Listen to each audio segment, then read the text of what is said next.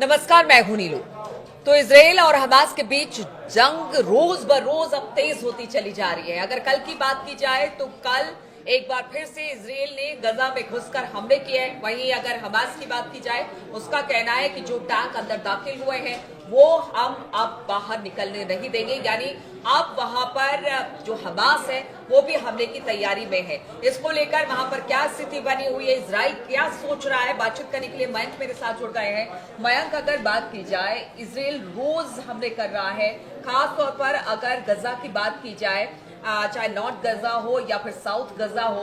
अब तो पहले तो मिसाइल से अटैक हुए, अब वहां पर टैंक यानी कि ग्राउंड पर अब अटैक शुरू हो गए हैं। लेकिन दूसरी तरफ अब हमास भी ये कह रहा है कि जो टैंक अंदर दाखिल हुए उसे हम बाहर जाने। देखिए, जहां से आपने बात शुरू की उसको आगे बढ़ाते हैं। हमास की तरफ से बयान आया है कि जो मरकावा टैंक्स इजराइल के दाखिल हुए हैं गजा में, जैसे हमने पहले टैंकों को निशाना बनाया था, इजराइल के मरकावा टैंक्स जिस तरह से पहले उड़ा दिए गए थे, वही हश्र इस बार भी होने जा रहा है। ये पहली धमकी हमास की तरफ से आई है।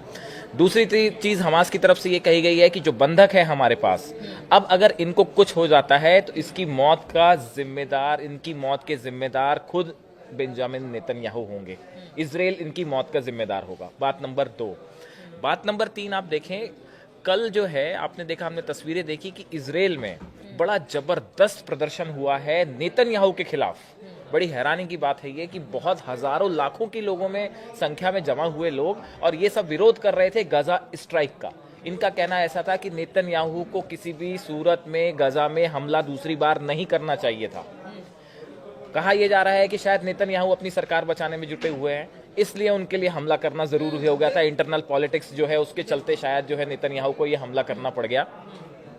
लेकिन नेतन्याहू के खिलाफ जबरदस्त प्रदर्शन हो रहा है इजराइल में। चौथी जो बात है, कल देखिए एक और तस्वीर आई जिसकी बड़ी चर्चा हो रही है। यमन की जो राजधानी है, कैपिटल है सना, वहां पे कल लाखों हुतीज जो हैं वो जमा हुए गजा के समर्थन में, फिलिस्तीनियों के समर्थन में। और ऐसा लग रहा था कि आखिरी जो शख्स है वो दिखाई नहीं दे रहा है। मतलब लाखों लोग जो हैं वो सड़कों पे थे और वो ये इजराइल का विरोध कर रहे थे, और उन्होंने हाथ में हथियार लेके ये ऐलान किया कि अगर जिस तरह से इजराइल हमला कर रहा है, गजा में ऑपरेशन कर रहा है, उसके खिलाफ एक बड़ा हमला किया जाना चाहिए इजराइल पे। तो क्या ये हुतीस का कहना है। हुतीस का कहना है, इतने सारे वहां पर लोग जुटे, तो क्या हम ये मान के चले, क्योंकि अभी रमजान का पाक महीना चल रहा है, ऐसे में इबादत का वक्त होता है, लोग शांति चाहते हैं, पीस चाहते हैं, तो हाँ, क्या इसके बाद बिल्कुल सोशल मीडिया पे ये जबरदस्त चर्चाएं हैं कि जैसे ही रमजान का महीना खत्म होगा, इजराइल पर चौतरफा अटैक होने वाला है। एक तरफ हुतीज जो है, हमने देखा कि 2 हाइपरसोनिक मिसाइल्स जो हैं वो दागी गई और दोनों इजराइल की रेंज के अंदर, इजराइल की सीमा के अंदर दाखिल हुई। तब उसके बाद उसको जैसा इजराइल ने कहा कि एरो सिस्टम ने उसको डिस्ट्रॉय किया।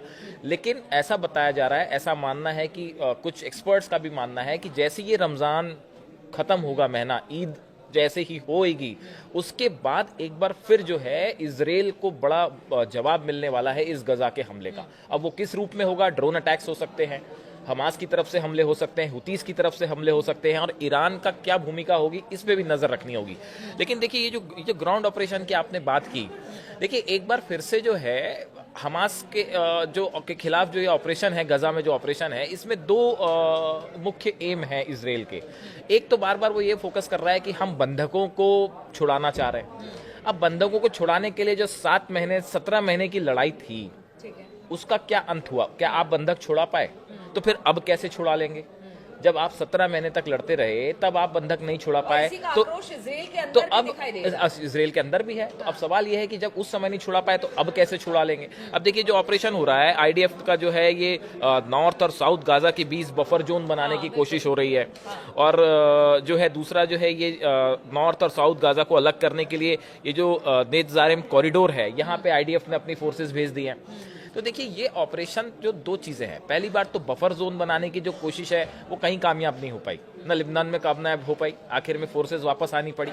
गजा में भी जो है फोर्सेज बाद में वापस ही लेनी पड़ी थी, अब फिर से एंटर किए हैं, देखते हैं इसका क्या आगे परिणाम होता है। सैन्य कार्रवाई के दम पर इजराइल वो चीज नहीं हासिल कर जो सकता उसका प्लान चाहता है, जो वो चाहता है, जो प्लान है इसराइल का, वो फोर्सेस के दम पे तो पूरा होता, लेकिन इस बार लंबे भी समय वो से नहीं दिख ऐसे ही रहा। दावा कर रहा अब है कि देखिए, देखिए, अब हाँ, अगर अब ये अपने बंधक कार्ड्स छुड़ाने इसराइल के जो डिफेंस मिनिस्टर हैं, कार्ड्स उनका कहना है कि बंधकों को लौटाओ वरना हम पूरी तरह से बर्बाद कर देंगे गजा को। तो देखिए, जो हमास है या जो फिलिस्तीनी संगठन है, वो तो अब उनके पास कुछ खोने को है ही नहीं। वो तो अपनी वैसी ही जान हथेली पे लेके चल रहे हैं और वो कह रहे हैं कि हम किसी भी सूरत में जो है इसराइल को यहाँ पे गजा में कब्जा नहीं करने देंगे, चाहे इसके लिए जान ही क्यों ना चली जाए। तो एक बार फिर इस इलाके में वैसी ही लड़ाई होती दिख रही है जैसे कि 17 महीने पहले हो रही थी। दूसरी चीज ये है कि जो इसराइल का ऑपरेशन है, ये कितना कामयाब हो पाएगा, क्या बंधक छुड़ाए जाएंगे या फिर बंधकों की जान को वाकई खतरा है जैसा कि हमास कह रहा है, और क्या बंधकों की मौत होती है तो उसके जिम्मेदार वाकई अब नेतन्याहू को माना जाएगा। तो ये बड़ी सारी चीजें हैं। और दूसरा देखिए, अब इस पूरे मैटर में आगे ट्रंप की क्या भूमिका होती है, क्या फिर से एक प्रकार से पीस टॉक्स का प्रेशर बनाने की कोशिश है, या पीस टॉक्स अब खत्म ही हो चुके हैं। ये कई ऐसे सवाल है जिनका जवाब मिलेगा कुछ दिनों में। लेकिन फिलहाल तो ये है कि जो इसराइल का ऑपरेशन है, इस ऑपरेशन का परिणाम एक सामने बड़ा भीषण युद्ध होता फिर से दिखाई दे रहा है। मतलब अगर एक सवाल का जवाब और दीजिए, चूंकि नेतन्याहू की बात की जाए, पॉलिटिकल प्रेशर अपने ही घर के अंदर यानी बहुत ज्यादा है नेतन्याहू पर, लेकिन दूसरी तरफ बंधक भी है, उनको भी छुड़ाना है। तो क्या अपने पॉलिटिकल करियर को ऊपर रखकर उन्होंने बंधकों की जान दांव पे लगा दी है। हाँ, जान दांव पे लगा दी, ऐसी चर्चाएं हैं सोशल मीडिया पे भी। ऐसा ही हमास भी यही कह रहा है कि भाई जब बंधक थे, जब पीस प्रोसेस आगे चल रही थी, सेकंड राउंड की बात करनी थी, बंधक छोड़ने शुरू हो गए थे, तो फिर ऐसे में स्ट्राइक करने का क्या मतलब था? अपनी शर्तें हैं इसराइल की, उन शर्तों के मुताबिक वो सीज फायर चाहते थे। अगर बंधकों को छुड़ाना ही प्रायोरिटी होती तो शायद कुछ अपने को लूज करते, थोड़ा सा शर्तों पे थोड़ी नरमी बरतते, तो बंधक रिहा हो गए होते। तो अब कुल मिला के एक बार फिर ये रीजन जो है वो बड़े युद्ध को फेस कर रहा है। बिल्कुल। तो जो नेतन्याहू है, उनकी राजनीति उनके अपने लोगों पर भारी पड़ गई है, और इसी राजनीति को बचाने या फिर पॉलिटिकल करियर को बचाने के लिए नेतन्याहू ने एक बड़ा हमला हमास और गजा पट्टी पर किया है। लेकिन इसके क्या परिणाम होंगे ये तो आने वाले वक्त में ही पता चल पाएगा, क्योंकि देखिए इस वक्त रमजान का महीना है और जिस तरह से लगातार घुसकर गजा के अंदर वार कर रहे हैं नेतन्याहू या फिर इजराइल वार कर रही है, उसके वार के जवाब में किस तरह से हमास की तरफ से अब जवाब मिलेगा, इस पर हमारी नजर बनी रहेगी। आप बने रहिए हमारे साथ।